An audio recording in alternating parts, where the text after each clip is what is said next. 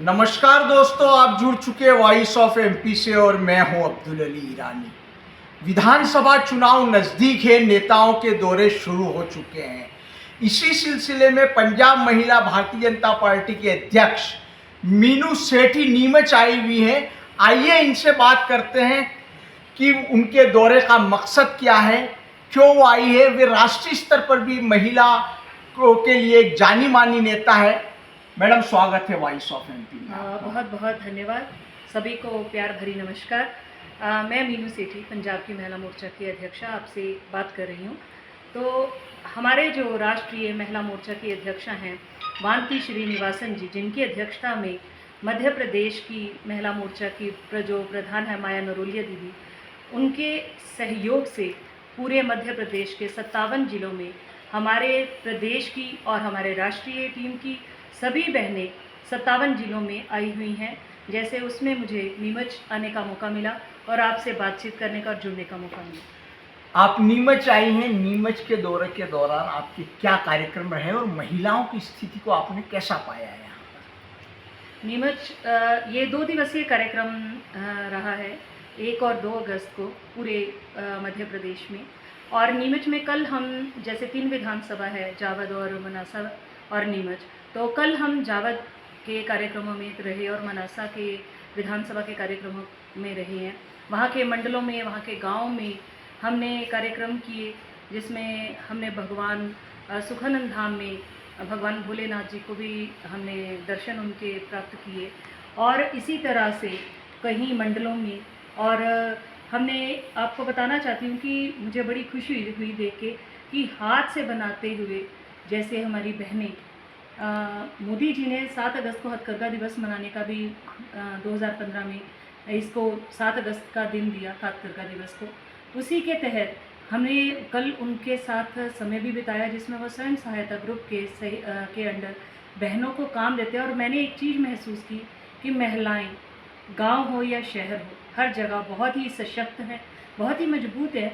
और वो अपने आप में जब वो आत्मनिर्भर हैं, local for vocal Modi ji ने तब बोला था, लेकिन हमारे गांव में महिलाएं लोकल फॉर वोकल में अपने जो काम कर रही हैं और उसको मार्केट में भिन्न भिन्न देश भर में उनका जो हाथ से बनाया हुआ सामान है वो जा रहा है। देश प्रदेश में आप महिलाओं की स्थिति को कैसी पा रही हैं अभी वर्तमान में? महिलाओं की जो स्थिति है देश विदेश में, विदेश का प्रदेश की कह रहा हूँ जी, मैं वही कहने लगी थी, विदेश का विदेश वाले जाने, देश का हमारे प्रधानमंत्री माननीय मोदी जी, जिनके जब से 2014 से मोदी जी आए हैं, तब से मैं एक बात ज़रूर कहना चाहूँगी कि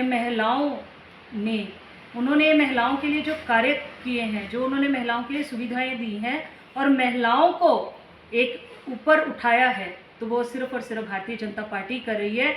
और प्रदेश में माननीय हमारे शिवराज सिंह चौहान जी, जिन्होंने अपनी बहनों के लिए, अपनी बेटियों के लिए यहाँ पे इतने काम किए हैं महिलाओं के लिए, मैं कल से उनके लिए बहुत, एक बात सुनती तो दूसरी बात साथ में जुड़ती है कि मामा ने ये किया है।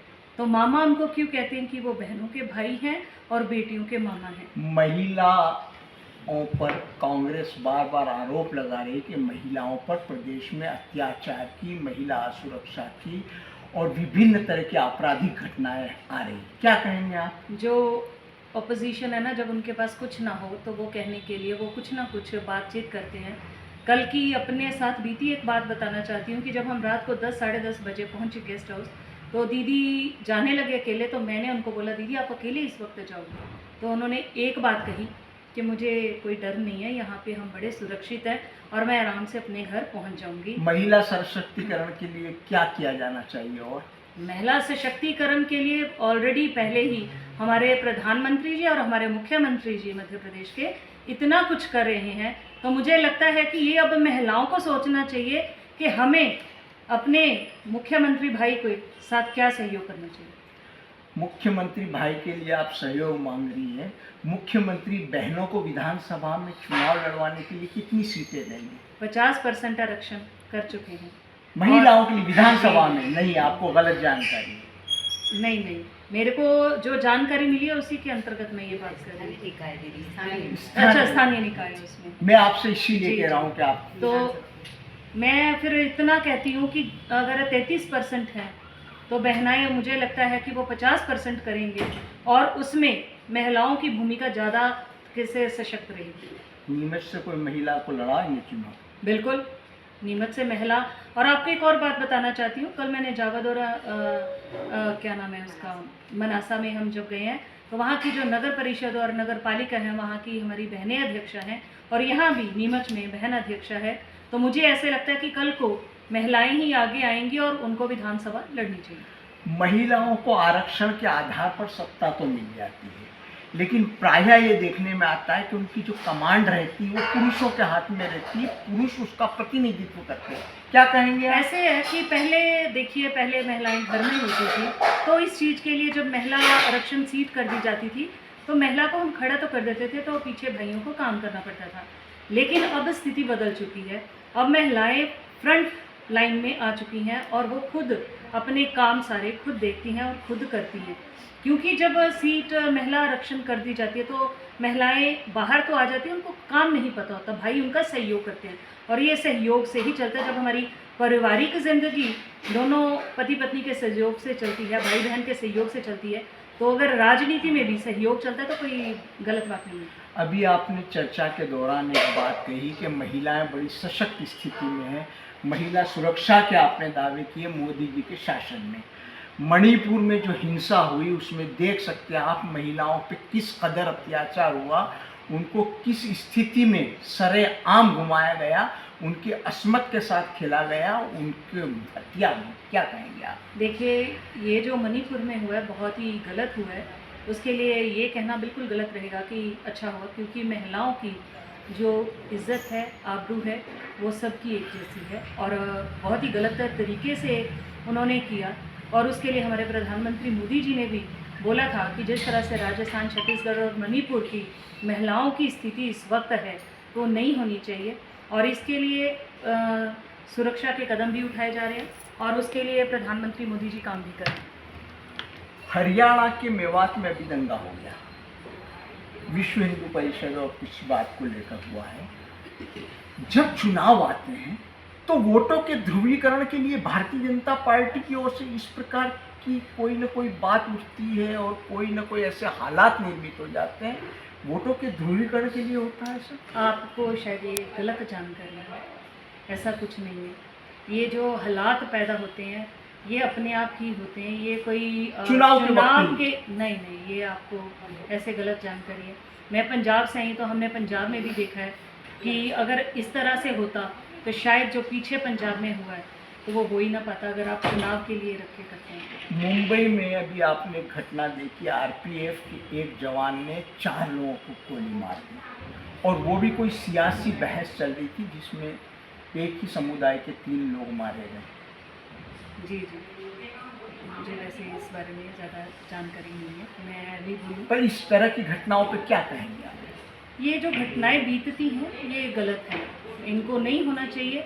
पर अगर आप इसको भारतीय जनता पार्टी के साथ उसके साथ उल्लेख करेंगे तो ये बिल्कुल ही गलत है। नहीं, भारतीय जनता पार्टी के तौर पे नहीं कह रहा हूँ, मैं सियासी बात कह रहा हूँ। देखिए, जब सियासत होती है तो उसमें सब कुछ ही चलना शुरू हो जाता है। कुछ ऑपोजिशन वाले कि इन चीज़ों को ज़्यादा तवज्जो देते हैं कि भाई लड़ाई के माध्यम से या दंगों के माध्यम से इस काम को आगे लाएं और शायद वो राजनीति में जो इस टाइम सत्ताधारी पार्टी है उसके ऊपर प्रश्न लगा सकें। भाजपा ने चुनावी टाइम पे महिला कार्ड चला, लाडली बहना का। नहीं, बिल्कुल नहीं। तो क्या क्या उसका लाभ मिलेगा, सत्ता में आएंगे? अभी आपको मैं एक बात बताना, अभी आपने कहा कि सत्ता में आने के लिए, अभी मुझे पता चला कि अभी 10 तारीख को तीसरी किश्त जो है लाडली बहना को मिलने वाली है। तो अगर सत्ता में आने के लिए ही करना होता तो पहले ना करते, क्योंकि जब मैं बहनों के बीच में, महिलाओं के बीच में जा रही हूँ तो वो एक ही बात कहती है कि हमारा ध्यान कौन रख रहा है, मामा रख रही है। तो जब हमारी बहनों को जिस वक्त ज़रूरत है, अभी राखी का त्यौहार आने वाला है, तो ये राखी के त्यौहार में उनको एक तरह से गिफ्ट है। तो अगर वो चुनाव का होता तो फिर वो अभी करते ना, तो पहले क्यों करते? अभी तो तीसरी किश्त आने वाली है तो वे तब करते पहले।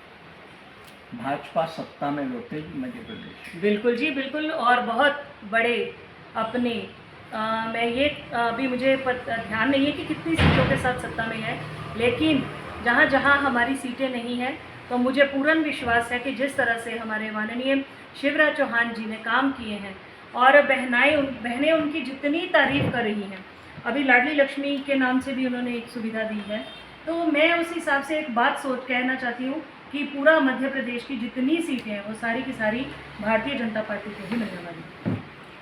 सारी की सारी सीटें भारतीय जनता पार्टी को मिलने वाली है।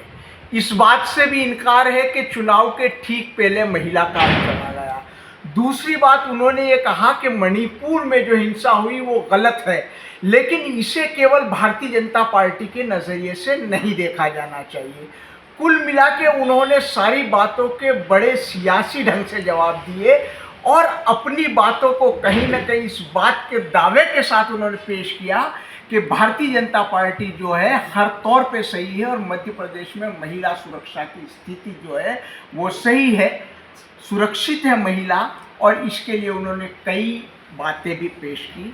वॉइस ऑफ एमपी के लिए मेरे सहयोगी मुश्ताक अली शाह के साथ अब्दुल अली ईरानी।